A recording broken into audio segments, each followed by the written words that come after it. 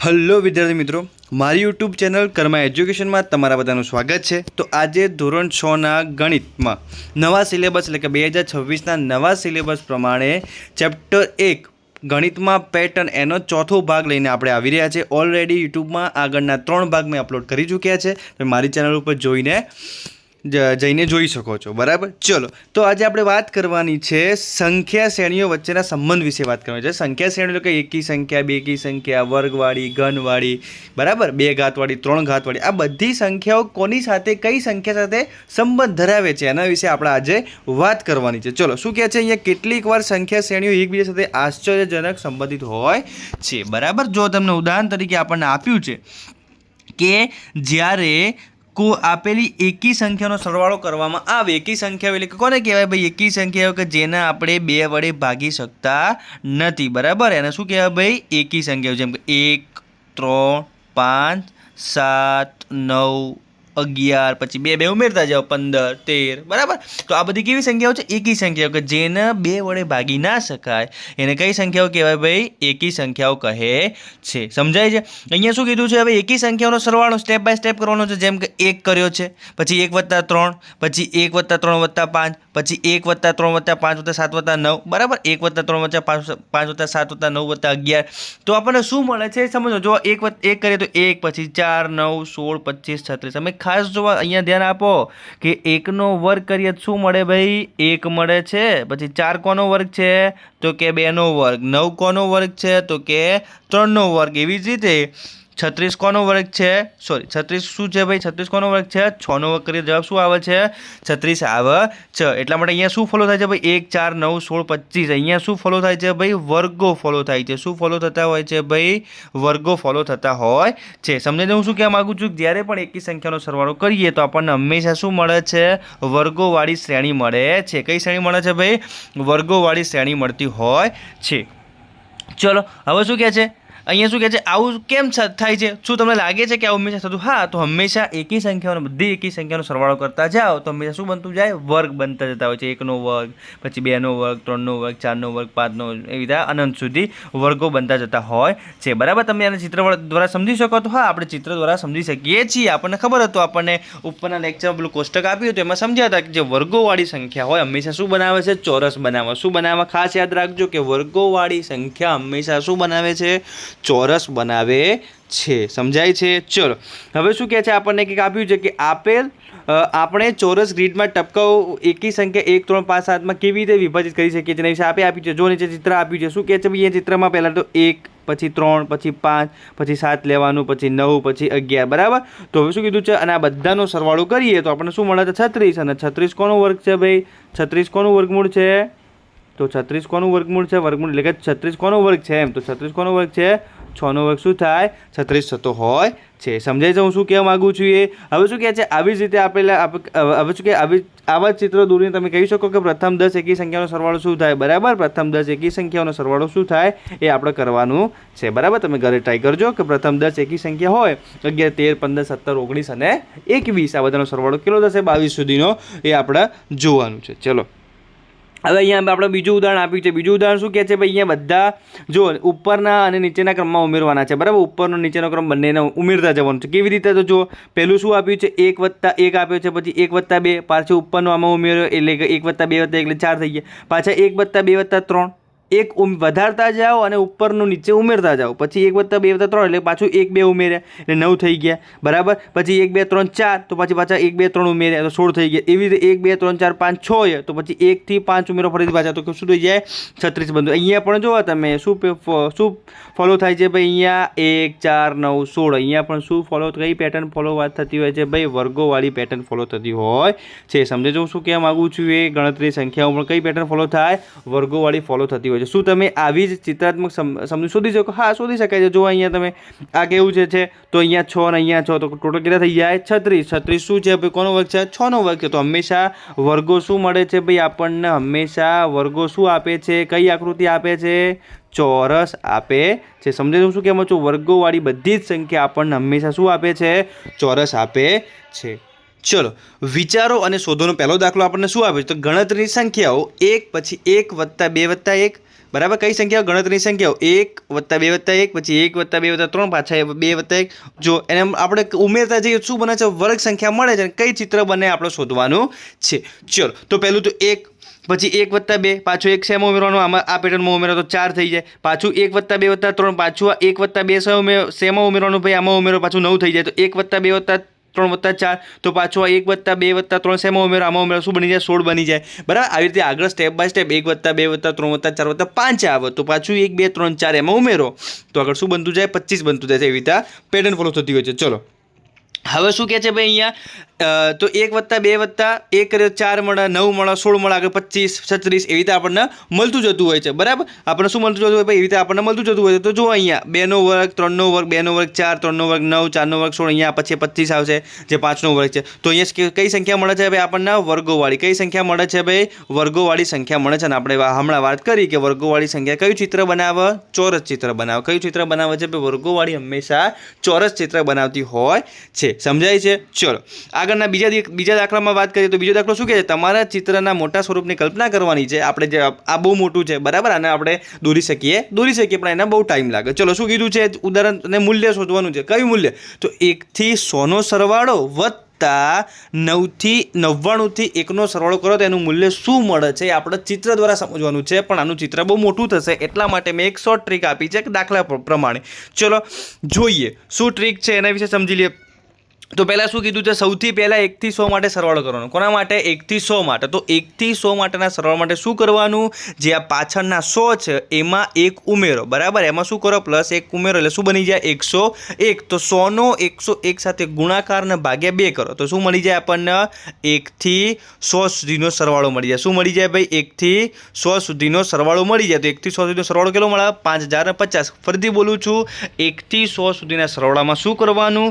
100 ગુણ્યા 100માં 1 ઉમેરો એટલે 101 ભાગ્યા કેટલા કરી નાખવાના? 2 કરી નાખવાના. તો આપણને શું મળે? 5550 મળી જાય. એવી જ રીતે નીચે શું કહે છે ભાઈ? હવે એવી જ રીતે નીચે 1 થી 99 માટે સેમ. 1 થી 99 માટે ફરીથી સેમના સેમ 99 લઈ લેવાના અને 99માં 1 ઉમેરો કેટલા થઈ જાય? 100. બરાબર. તો 99 ગુણ્યા 100 ભાગ્યા કેટલા કરી નાખવાના? 2 કહી નાખવાના. જવાબ કેટલો મળે? 4950. અને આપણને ઉપર સમજાવ્યું હતું. શું કીધું છે? 1 થી 100 અને 99 થી 1નો સરવાળો કરવાનો છે. તો શું બની જાય? ટોટલ સરવાળો કેટલો બની જશે ભાઈ? 5050 વત્તા 4950. તો જવાબ શું મળી જશે? 10,000. શું મળી જશે ભાઈ આપણને? જવાબ 10,000 મળી જતો. એટલે કે 1 થી 100નો સરવાળો વત્તા 99 થી 1નો સરવાળો આપણને કેટલો મળી જશે ભાઈ? 10,000 મળી જતો હોય છે. સમજાય છે? આપણે ચિત્ર સ્વરૂપે સમજવાનું હતું પણ ચિત્ર બહુ મોટું બની જાય એટલા માટે મેં આ તમને શોર્ટમાં દાખલા સ્વરૂપે સમજાવી દીધું. ચલો આગળ ત્રીજા નંબરના દાખલા વિશે વાત કરીએ તો ત્રીજા નંબરનો દાખલો આપણને શું કહે છે કે જ્યારે તમે બધા એકની શ્રેણીમાં ઉપરના ક્રમમાં ઉમેરવાનું શરૂ કરો તો તમને કઈ શ્રેણી મળે છે? અને એકની શ્રેણીને ઉપરના અને પછીના નીચેના ક્રમમાં ઉમેરે તો કઈ શ્રેણી મળે? કશું જ નથી ભાઈ. 1 પછી 1 લેવાનું છે. બરાબર. 1 લેવાનું, પછી 1 + 1, પછી 3 એકડા, પછી 4 એકડા, આવી રીતે 5 એકડા. આપણને કઈ શ્રેણી મળે છે? તો જુઓ અહીંયા 1 મળે છે, પછી 2 મળે છે, પછી 3 મળે છે, પછી 4 5. તો આ કઈ શ્રેણી બની જાય ભાઈ? પ્રાકૃતિક સંખ્યા. કઈ સંખ્યા?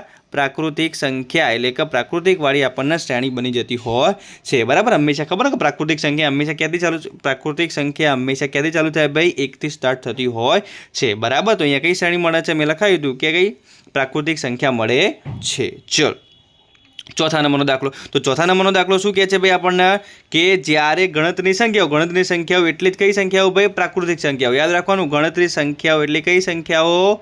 પ્રાકૃતિક સંખ્યાઓ. બરાબર. ઉમેરવાનું શરૂ કરો ત્યારે તમને કઈ શ્રેણી મળે? કઈ નહીં, પ્રાકૃતિક પહેલી 2 લેવાની, પછી 3, પછી 4 એવી જ રીતે કરવાનું છે. અહીંયા જો પહેલી 1, પછી 1 + 2, પછી 1 + 2 + 3, પછી 1 + 2 + 3 + 4. તો કઈ શ્રેણી કઈ મળે છે અને આકૃતિ બને? તો જુઓ તમને આપણને સમજાવ્યું છે કઈ શ્રેણી બનશે એ વિશે સમજી લઈએ. તો જો 1 3 6 10 કઈ શ્રેણી બને છે? ત્રિકોણીય. કઈ શ્રેણી બને ભાઈ? ત્રિકોણીય. કઈ શ્રેણી? ત્રિકોણીય શ્રેણી બને છે. તો 1 3 6 10. બરાબર. આપણે 3 વાળી લઈએ. બરાબર. કયું લઈએ આપણે? 3 વાળું લઈએ તો કઈ સંખ્યા બનશે? હંમેશા આપણને શ્રેણી કઈ બનશે? ત્રિકોણીય સંખ્યાવાળી. અને આકૃતિ પણ કઈ બને? ત્રિકોણીય. કેમ? જો 3 ટપકા લઈ લો. 1 2 અને 1 ટપકું, 2 ટપકું અને 3 ટપકું. બરાબર.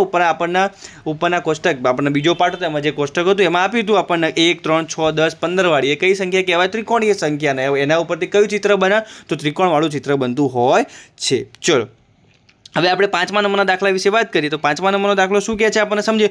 જો બે તમે ક્રમિક ત્રિકોણીય સંખ્યા એટલે મેં સમજાવ્યું 1 3 6 10 15 વાળી જે ત્રિકોણીય સંખ્યાની જોડ ઉમેરો તો શું થાય છે. ત્રિકોણીય સંખ્યા પહેલાં 1 + 3 કરવાનું, પછી 3 + 6 6 + 10 બરાબર. એવી રીતે કરતા જઈએ કઈ શ્રેણી મળે છે અને આપણને કયું ચિત્ર બને છે એના વિશે આપણને વાત કરવાની છે. ચલો તો પહેલું 1 + 3 કરી કેટલા મળી જાય 4, પછી 3 + 6 કરી કેટલા મળી જાય 9, 6 + 10 કેટલા મળી જાય 16, પછી આગળ 10 + 15 કરીએ તો કેટલા મળી જાય આપણને 25 મળી જાય. તો જુઓ 4 કોનો વર્ગ છે ભાઈ 2નો વર્ગ છે, 9 કોનો વર્ગ છે 3નો વર્ગ છે, 16 કોનો વર્ગ છે 4નો વર્ગ છે, 25 કોનો વર્ગ છે ભાઈ તો આગળ 5નો શું થાય 25 બને. તો શું ફોલો થાય છે ભાઈ તમે અહીંયા જુઓ છો શું ફોલો થતું હોય છે.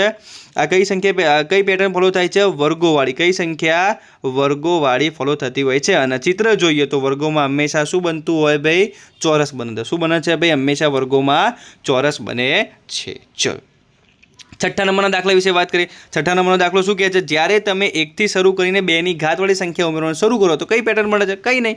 1 પછી 1 + 2 1 + 2 + 4 પછી 1 + 2 + 4 2ની ઘાતવાળી એટલે કે 2ની 2 ઘાત 2ની 4 ઘાત 2ની 3 ઘાત 2ની 4 પછી 2ની 4 ઘાત બરાબર. આવી રીતે ઘાતવાળી ઉમેરવાની છે. જુઓ તો 1 + 2 કરીએ તો શું બની જાય 3, 1 + 2 + 4 તો શું બની જાય 7, 1 + 2 + 4 + 8 શું બની જાય 15 બનતું જતું હોય. તો આ કઈ સંખ્યા ફોલો થતી હોય છે સમજી લઈએ તો બરાબર. તો અહીંયા ફરીથી પાછા એમાં શું કીધું છે એમાં ઉમેરો અને જે 2ની ઘાતવાળી સંખ્યા છે એનો સરવાળો કરો અને હવે દરેક સંખ્યામાં પાછો શું ઉમેરવાનો છે ભાઈ 1 ઉમેરવાનો છે. એટલે આમાં +1 કરો શું બની જાય 4, 7માં +1 કરો શું બની જાય 8 અને 15માં +1 કરો શું બની જાય 16. કાઈ ગયું 4 શું છે ભાઈ કોનો વર્ગ 2 બરાબર. 8 કોની ઘાત તો 2ની કેટલી ઘાત 3 ઘાત તો 2ની કેટલી ઘાત 4 ઘાત. શું થઈ ગયું ભાઈ આ બધું.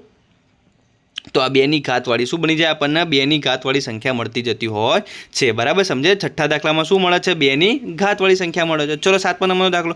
7મા નંબરનો દાખલો શું કહે છે આપણને. જો તમે ત્રિકોણીય સંખ્યાને 6 વડે ગુણીને 1 ઉમેરો. હવે ત્રિકોણીય સંખ્યા એટલે 1 3 6 10 15 એમ આગળ અનંત સુધી બરાબર. આ ત્રિકોણીય સંખ્યામાં 6 વડે ગુણવાના શું ઉમેરવાના ભાઈ +1 કરવાનો. ત્રિકોણીય સંખ્યાને 6 વડે ગુણો +1 કરો તો શું મળે છે કયું ચિત્ર બને છે. ચલો 1 × 100 + 1 7, 3 × 100 + 1 એટલે 19, 37 અને 61. તો આ કઈ પેટર્ન મળે છે ભાઈ આપણને ઉપરના કોષ્ટકમાં તમને સમજાયું હતું બરાબર. કઈ પેટર્ન મળે છે ષષ્ઠકોણીય. કઈ પેટર્ન બને ભાઈ કઈ શ્રેણી મળે છે ષષ્ઠકોણીય શ્રેણી મળે છે આપણને બરાબર. આપણે ત્રિકોણીય સંખ્યા છે અને 6 વડે ગુણી અને એમાં 1 ઉમેરીએ તો કઈ શ્રેણી મળે છે ષષ્ઠકોણીય. અને કયું ચિત્ર કયું બને ભાઈ ષષ્ઠકોણ બનતું હોય છે બરાબર. ષષ્ઠકોણ બનતું હોય છે આવી રીતે આ રીતે ષષ્ઠકોણ બનતું હોય છે. તમે જુઓ તો 1 2 3 4 5 6 અને 7 બિંદુ થઈ જતા હોય છે. સમજાય છે ભાઈ. ચલો આગળ વાત કરીએ હવે છેલ્લો દાખલો અને 8મા નંબરનો દાખલો. હવે 8મા નંબરનો દાખલો શું કહે છે હવે આપણને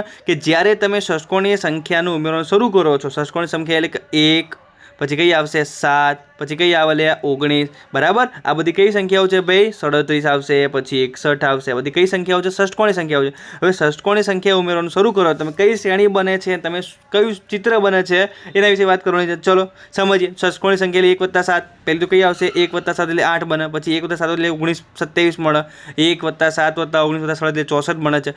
1 + 7 + 19 = 61 એટલે 125 બને છે બરાબર. તો 2ની 3 ઘાત કરો એટલે 8, 3ની 3 ઘાત એટલે કે 3ની 3 ઘાત એટલે 3ને કેટલી વખત ગુણવાના ભાઈ 3 વખત ગુણવાના તો કેટલો મળી જાય 27. 3 × 3 = 9 ને 3 × 9 = 27 બરાબર. તો આપણને 27 મળતું હોય છે. એટલે 4ની 3 ઘાત એટલે 4 × 4 × 4 4ને 3 વખત ગુણો તો શું બનતું હોય છે. જો 2ની 3 ઘાત 3ની 3 ઘાત 4ની 3 ઘાત 5ની 3 ઘાત તો અહીંયા કઈ બને છે ભાઈ ઘનવાળી. કઈ સંખ્યાઓ બનતી હોય છે ભાઈ અહીંયા ઘનવાળી સંખ્યા બનતી હોય છે. અને હંમેશા ઘનવાળી 3ની જેની પણ 3 ઘાત હોય શું હોય ભાઈ જેની 3 ઘાત હોય તો એમાં કયું બને સમઘન બને. શું બનતું હોય છે ભાઈ કયું ચિત્ર બને સમઘન બને છે. આ પણ ઉપરના કોષ્ટકમાં છેલ્લું હતું કે જેની પણ 3 ઘાત હોય એમાં શું બનતું હોય છે ભાઈ સમઘન બનતું હોય છે બરાબર. તો અહીંયા સુધી આપણું આ ટોપિક પૂરો થાય છે.